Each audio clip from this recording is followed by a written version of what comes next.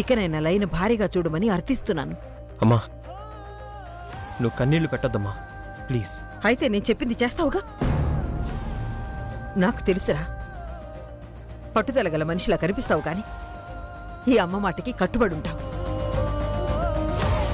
రే, మన గెస్ట్ హౌస్లో అన్ని ఏర్పాట్లు చేయించాను. మీ ఇద్దరు కలిసి వెళ్లడమే తరువాయి. సరేనా?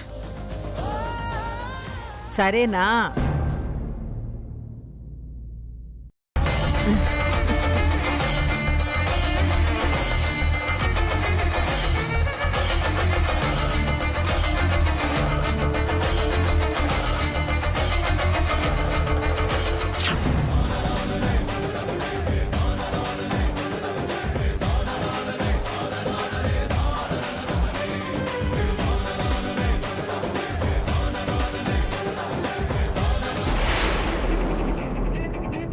అమ్మనా అత్త, నువ్వు మామూలు దానివి కాదు.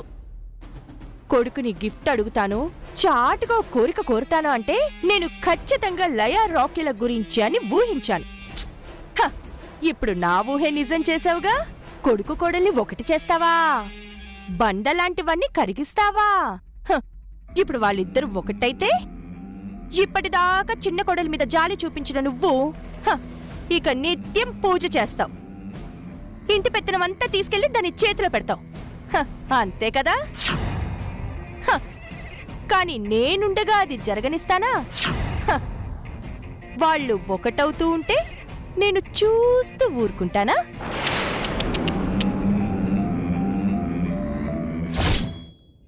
అమ్మాలయ, అత్తయ్యగారు, ఏంటత్తయ్యగారు కొత్తగా చూస్తున్నారు? ఇక నీ జీవితం కొత్త మలుపు తిరగబోతోందమ్మా. అందుకే నా కోడలు ఈరోజు నాకు కొత్తగా కనపడుతోంది. అత్తయ్య, ఇన్నాళ్ళు నిన్ను కన్నెత్తి చూడని కట్టుకున్నవాడు ఈరోజు నిన్ను భారీగా గుర్తించాడమ్మా. తన పట్టుదల మూర్ఖత్వం అన్నీ కట్టిపడేసి నీ కలల్ని నిజం చేయడానికి ముందుకొచ్చాడమ్మా. అత్తయ్యగారు, ఏమంటున్నారు మీరు? పిచ్చి తల్లి, ఇంకా అర్థం కావట్లేదా? రాకీ నా పుట్టినరోజుకి నేను కోరుకున్న బహుమతి ఇస్తానని చెప్పాడు కదా, ఇచ్చాడమ్మా. నేను జీవితాంతం ఆనందపడే బహుమతి ఇచ్చాడు. ఆ బహుమతే నిన్ను వాడు భారీగా అంగీకరించడం. ఇక జీవితాంతం నీతో కలిసి ఉంటానని చెప్పడం. అందుకే ఈరోజు ముహూర్తం నిర్ణయించాను.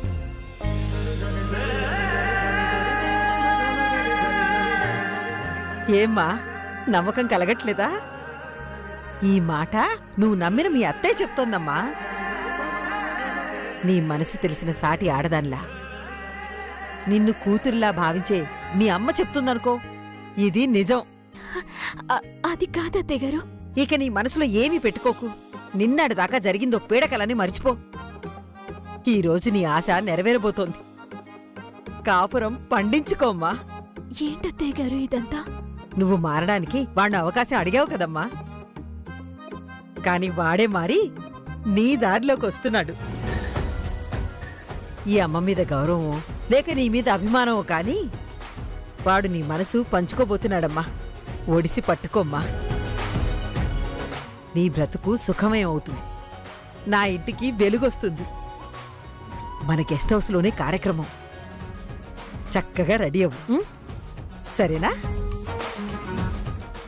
నవ్వు తల్లి, నా తల్లే.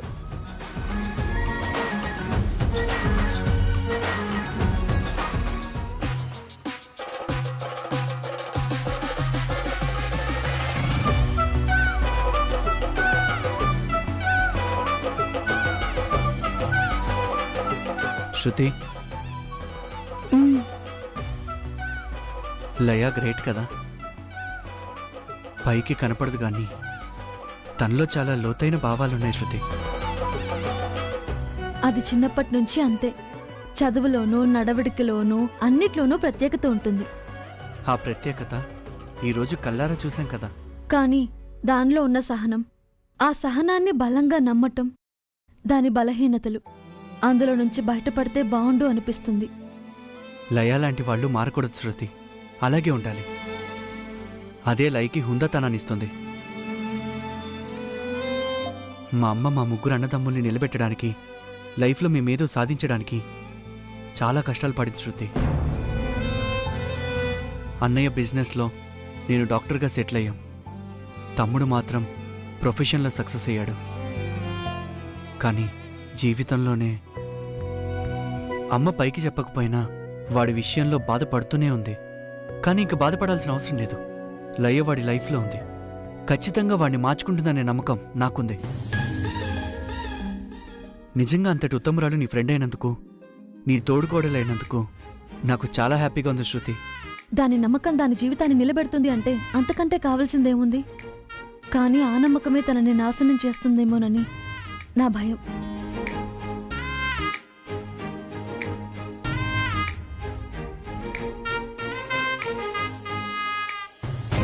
ఏంటో శృతి, తన అభిమానంలో కూడా ఏదో అనుమానమే దృఢిస్తూ ఉంటుంది. ఈ అమ్మాయి ఎప్పుడు కళ్ళు తెరుస్తుందో ఏంటో.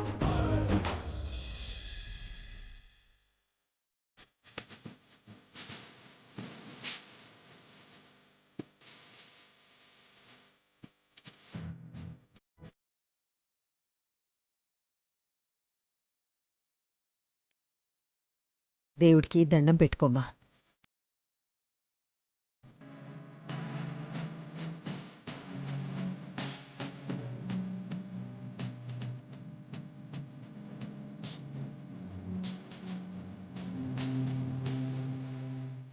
నీ జీవితంలో ఈరోజు తీయని రోజుగా మిగిలిపోవాలి. అన్నీ కలిసొస్తాయి. ఆచార వ్యవహారాలతో, ఆశ్చర్యపోయే అలంకరణల మధ్య ఈ ఇంట్లో కార్యం జరిపించాల్సింది. పరిస్థితులు అనుకూలించలేదమ్మా. అయినా నాకేం బాధలేదు. స్థానం ఏదైనా వాడి మనసులో నీకు స్థానం దక్కింది. అది చాలు నాకు. అంతా శుభమే జరుగుతుంది. బయలుదేరమ్మా. అత్తయ్య,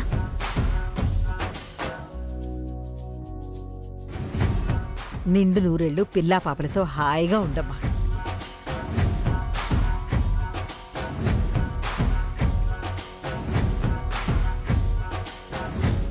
బయలుదేరమ్మా.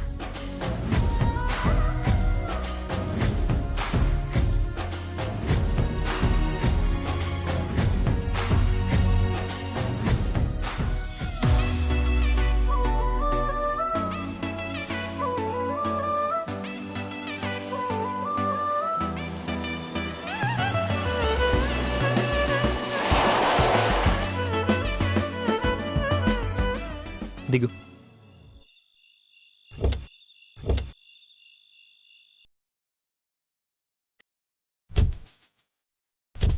రాలయ్యా, ఇదే మన గెస్ట్ హౌస్.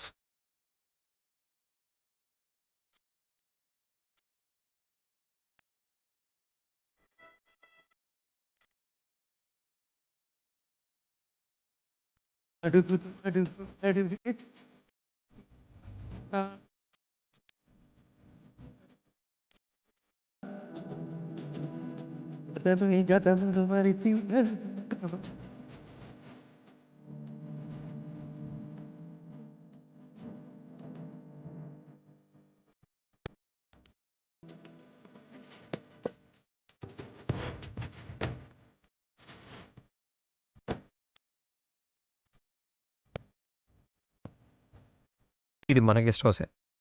గెస్ట్ హౌస్ బాగుంది కదా.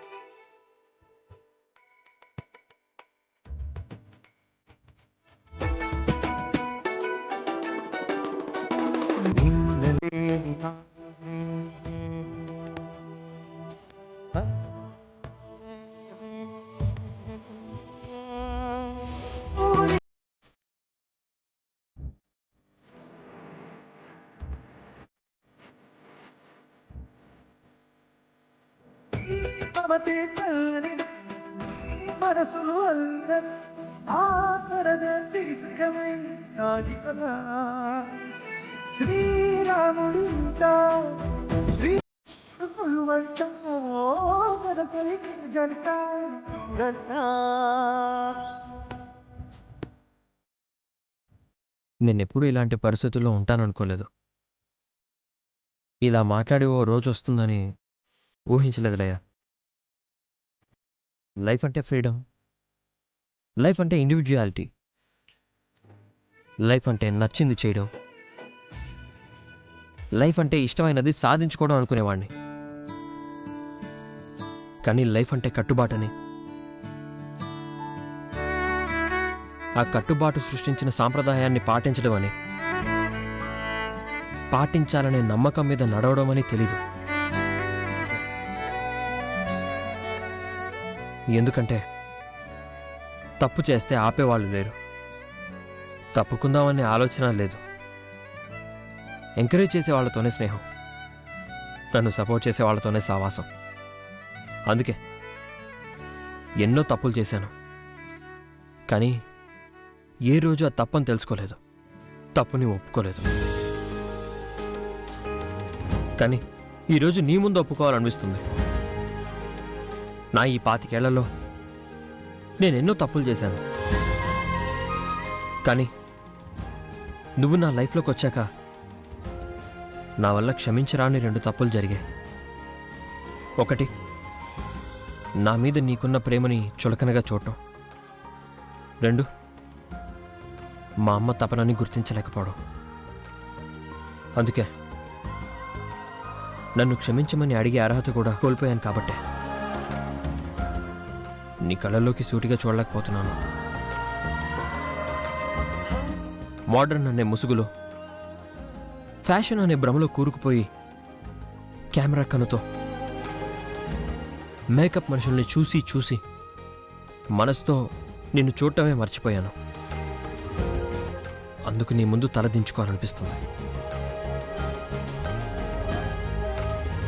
నా కోసం పోటీపడే ఆడవాళ్ళని చూశాను, కానీ నా కోసం తపన పడే నిన్ను చూశాక, నా మార్పు కోసం పాటుపడే నీ మనసు తెలిసాక నిన్న నేను దూరం చేసుకుందని ఇప్పుడు సిగ్గుపడుతున్నాను.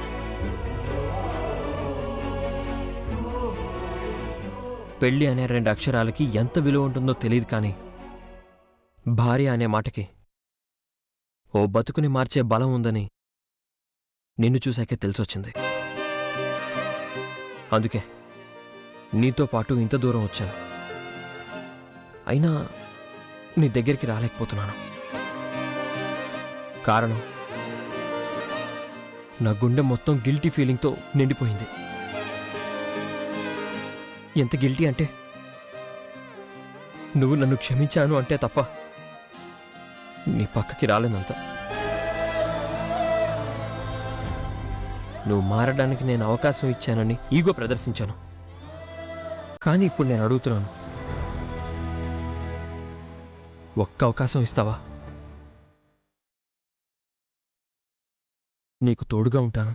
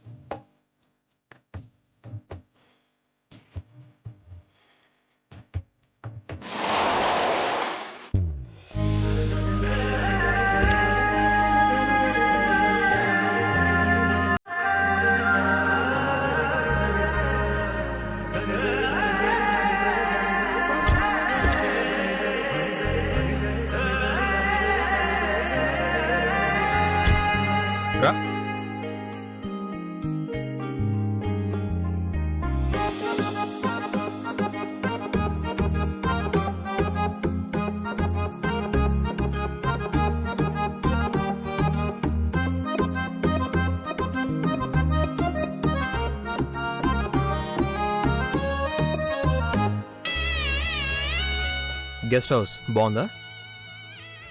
బెడ్రూమ్ ఇంకా బాగుంటుంది, చూస్తే షాక్ అవుతావు. దా.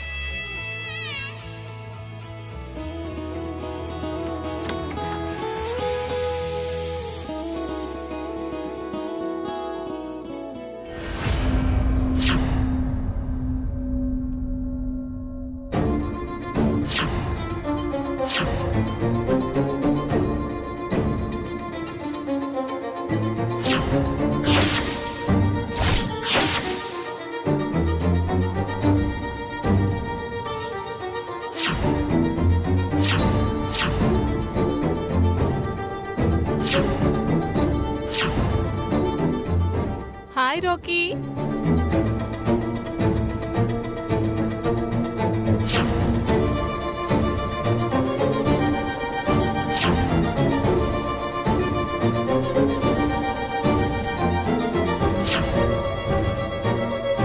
Hi darling.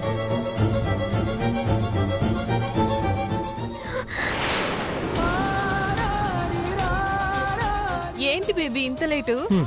వస్తూ వస్తూ నా వెంట అదిగో ఆ లగేజ్ని తీసుకురావాల్సి వచ్చింది. నువ్వేం టెన్షన్ పడకు, మనల్ని అస్సలు డిస్టర్బ్ చేయదు. చాలా కంఫర్ట్ ఇస్తుంది. చెప్పాను కదా, చూస్తే షాక్ అవుతావని. నిన్ను నమ్మి పార్టీకి తీసుకెళ్ళి నేను ఫూల్ అయ్యాను. ఇప్పుడు నన్ను నమ్మి నాతో వచ్చినందుకు నువ్వు ఫూల్ అయ్యావు. ఓ, ఫీల్ అవుతున్నావా? సహజమేలే. మత్తెక్కించే మల్లెలు, డెకరేట్ చేసిన మంచం, ఆశపట్టంలో తప్పులేదు. కానీ ఆకాశాన్ని అందుకోవాలనుకోవడమే తప్పు. మా అమ్మ దృష్టిలో ఈ అలంకరణంతా నీకోసం, కానీ నా దృష్టిలో నా ప్రియాంక కోసం. చాలా రోజుల నుండి ప్రియాంక అడుగుతోంది నాకు గ్రేట్ ఎక్స్పీరియన్స్ కావాలని. అది ఈరోజు ఇలా కుదిరింది నీ వల్ల. ఇప్పుడేం చేద్దామంటావు? డార్లింగ్ లేట్ అవుతోంది. వస్తున్నా డియర్. ఇంటికెళ్ళాలంటే బయట ఆటో ఉంది. కన్నీళ్లు పెట్టుకుంటూ కాలక్షేపం చేస్తానంటే పైన ఒక రూమ్ ఉంది. ఓకేనా? నువ్వు రెండో ఆప్షన్ ఎంచుకుంటావని తెలుసు. ఎందుకంటే సహనానికి కజిన్ లాంటి దానివి, నమ్మకానికి అమ్మ లాంటి దానివి కదా. అర్థమైందనుకుంటా. నువ్వు వెళ్తే నేను డోర్ వేసుకుంటా.